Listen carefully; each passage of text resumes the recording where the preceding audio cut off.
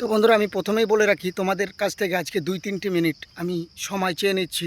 আমার এই ভিডিওটা শেষ পর্যন্ত দেখে যাবেন। আর এই ভিডিওটা বিশেষ করে আমি বাংলার জনগণকে বলতে চাই এবং আমাদের মাননীয় মুখ্যমন্ত্রী শুভেন্দু অধিকারী মহাশয়কে বলতে চাই।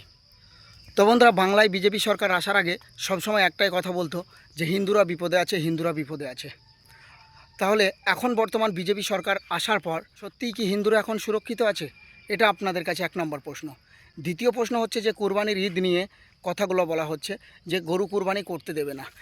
অনেক হিন্দু ভাই আছে, খামারি ব্যবসায়ী আছে, অনেক হিন্দু মুসলিমের রুজি রুটি এই ব্যবসার সঙ্গে জড়িয়ে আছে, যেগুলো শুধুমাত্র কুরবানির ঈদের আগে বিক্রি করবে বলে অনেক খামারি ব্যবসা, অনেক হিন্দু ভাইয়েরা আছে যারা গরু লালন পালন করে সারা বছর। তো তাদের এখন বর্তমান শুভেন্দু অধিকারী মহাশয় তাদের হাতে একটা করে বিষের কৌটো ধরিয়ে দিয়েছে, কারণ গরু তো বিক্রি হচ্ছে না, তারা এখন রাস্তায় আন্দোলন করছে। শুভেন্দু অধিকারী মহাশয়কে এটা ভাবা উচিত ছিল যে গরিব মানুষ কি করবে, যারা এই খামারি ব্যবসায়ী, যারা হিন্দু ভাইরা গরু ব্যবসায়ী করছে, তাদের অবস্থাটা কি হবে একবারও সরকার ভেবে দেখলো না।